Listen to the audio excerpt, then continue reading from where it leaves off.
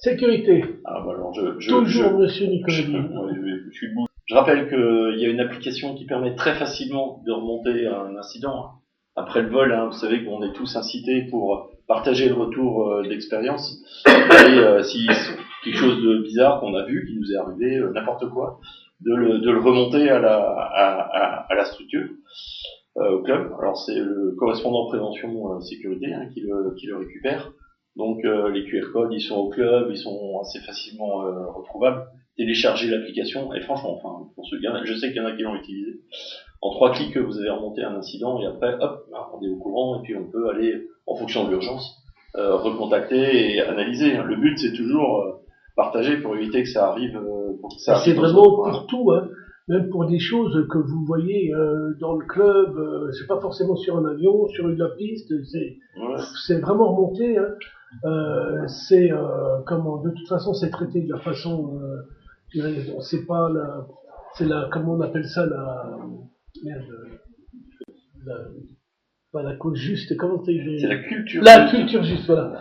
C'est la culture juste, on n'est pas là pour faire des reproches et tout. Ça sert simplement, le retour d'expérience sert simplement à faire profiter, on fait profiter les autres et on analyse le pourquoi, le comment de la chose pour essayer que ça se reproduise pas. C'est vraiment un truc, moi, bien faire et c'est vraiment quelque chose que je vous conseille et qu'on doit faire de toute façon parce que on a l'audit des Théo là bientôt, c'est le premier truc qu'ils vont nous demander si on fait du REX. Non, je vais faire le bilan après. Alors, ce qu'il faut, c'est que la formation, elle remonte. L'application, c'est vraiment facile. Vous pouvez prendre une photo, oralement, 3 clics et c'est fait.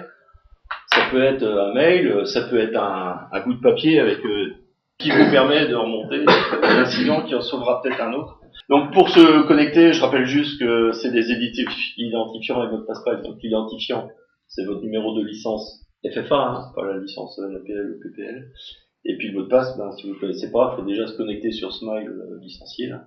Et puis pour l'initialiser, et après vous rentrez facilement là-dedans. Juste attention, vous pouvez environnement de test si vous voulez vous amuser, environnement de formation en vert, sinon environnement bleu, l'environnement réel. Vous voyez le bouton là juste au-dessus de m'identifier.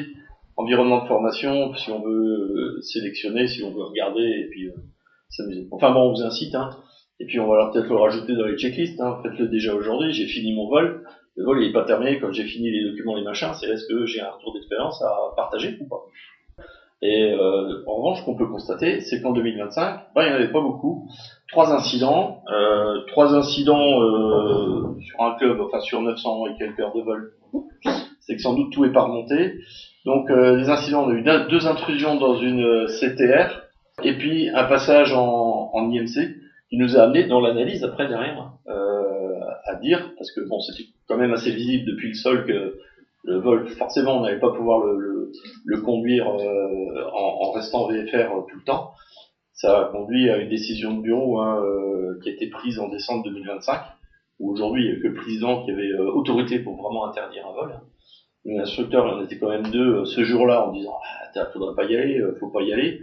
La personne y a été quand même, donc maintenant, tous les membres du bureau, les 9 sages ou moins sages, vous avez vu tout à l'heure, ont, sachez-le, donc le pouvoir d'aller interdire un départ en vol.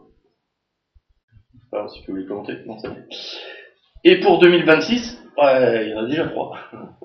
Je peux pas dire que je me réjouis qu'il y ait des incidents, mais comme on sait qu'il y en a, on peut quand même se réjouir que ça commence à marcher, et ça, voilà, les gens le font. Alors, ils sont tous en analyse, parce que on est un petit peu à la bourre en ce moment.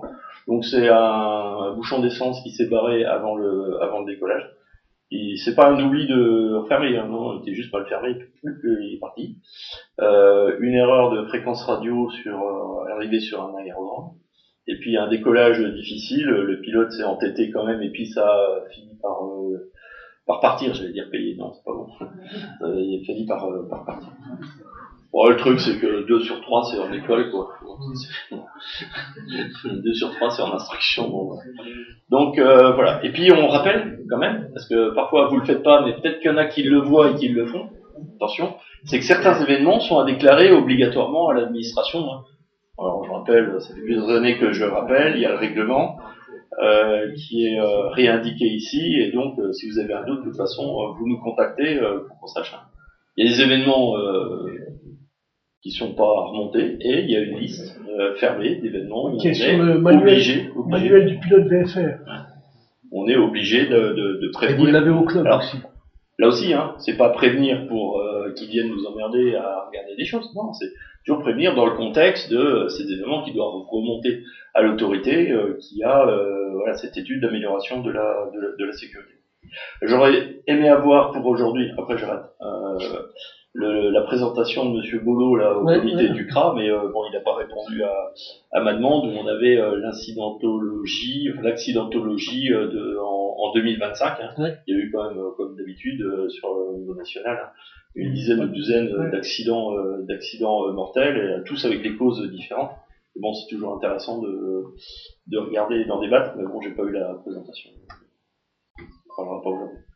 Donc, sécurité toujours, ça c'est les dates, c'est simplement pour vous informer, les dates de fauche. Hein, donc, vous les avez déjà eu les dates, je les passées, mais souvenez-vous quand même, quand il y a des mecs du conseil départemental qui fauchent, hein, posez-vous bien la question si vous êtes sur la bonne piste, hein, parce que on ferme les pistes alternativement, hein, c'est-à-dire c'est un coup la piste, en général c'est la piste planeur qui ferme en premier. Et c'est la piste avion qui ferme après, donc une journée sur deux, mais donc faites bien attention à ça.